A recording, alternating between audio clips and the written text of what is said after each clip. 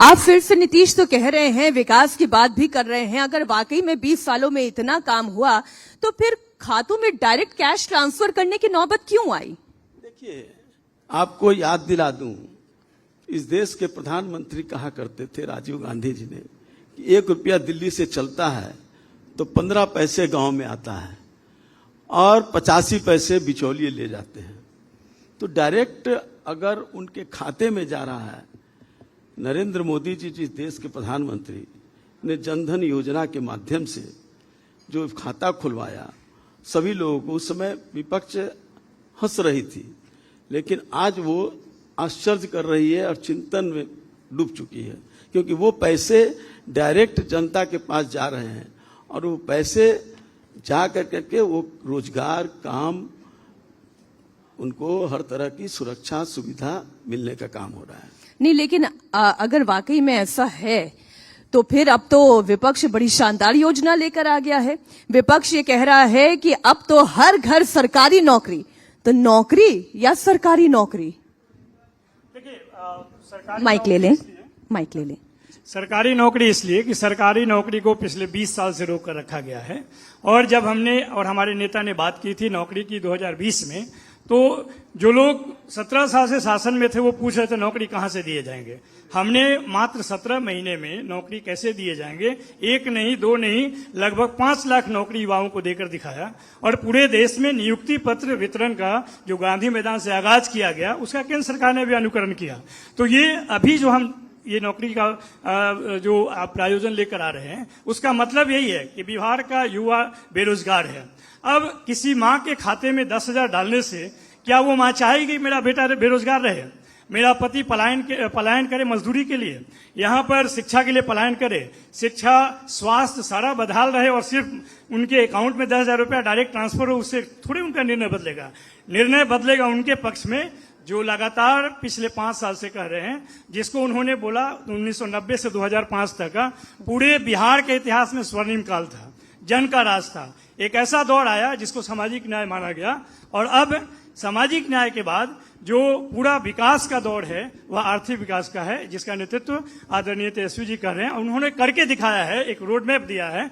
तो मुझे लगता है कि बिहार के युवा, बिहार की माताएं, बिहार की बहनें और बिहार का जो लोग भी विकास चाहते हैं वो सब लोग उनके साथ आए। नवल जी, आपने जिस युग को कहा, एक और प्रश्न का मैं यहाँ पे मौका ले रही हूँ, जिस युग को आपने कहा कि वो स्वर्ण काल था, सामाजिक न्याय का था, उसे बीजेपी और आपकी ऑपोजिशन कहती है कि दरअसल वही तो काल था जब जंगल राज था। देखिए, जिनको जन का राज पसंद नहीं है वही उसको जंगल राज कहते हैं। आप बताइए, गरीब, दलित, पिछड़े जब आपके सामने उठकर बैठते हैं और जो सदियों से रुके हुए थे, तो क्या वो जंगल राज हो सकता है?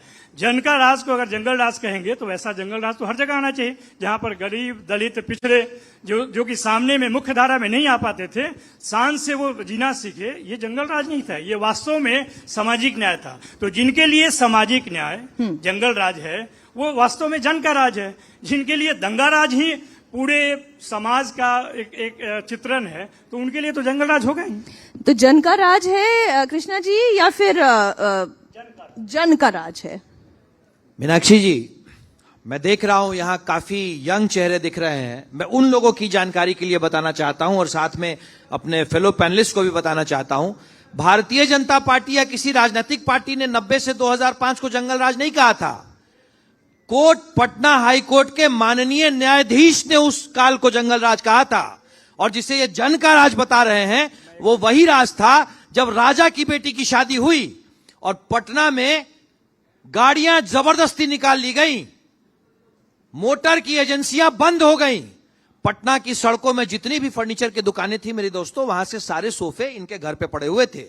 ये वो राज था जिसको ये पता नहीं कौन सा राज कह रहे हैं, और हमने नहीं कहा था, ये तो माननीय न्यायाधीश ने इस बात को कहा था। दूसरी बात, आपने मीनाक्षी जी एक बहुत अच्छी बात कही, ये चुनाव आम चुनाव नहीं है, ये चुनाव बिहार के भविष्य का चुनाव है।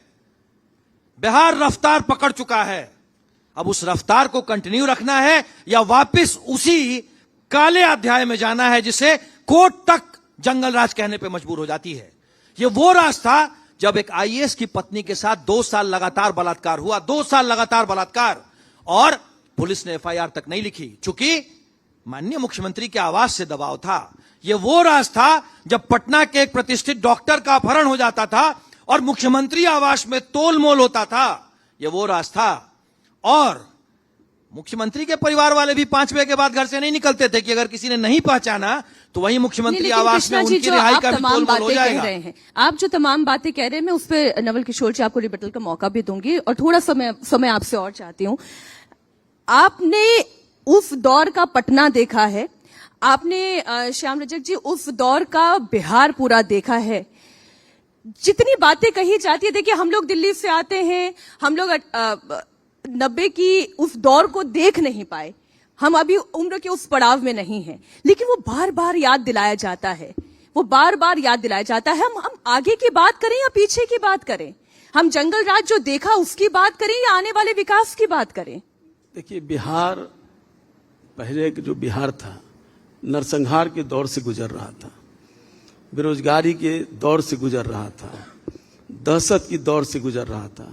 मैं वहां भी रहा हूं, देखा हूं, मैं मंत्री पद भी संभाला हूं और देखा हूं किस तरह से मंत्री को काम करने का छूट मिलता था और किस तरह काम करने क्या का। आपको मंत्री पद पे रहते हुए काम करने की छूट नहीं थी? मैं तो बता रहा हूं कि किस तरह से काम करने का। नहीं तो मैं बिजली मंत्री था और बिजली मंत्री रहते हुए बिजली का काम आगे नहीं बढ़ पाया और उस राशि बजट क्या होता था, उतने कम बजट में आप कोई विकास का काम नहीं कर सकते थे और सिर्फ वहां परिवार का ही शासन चलता था और जिसके कारण जिस तरह से प्रताड़ना होता था, चाहे वो सरकार में रहने वाले लोग हों या आम जनता हो, उस प्रताड़ना को हमने सहा है।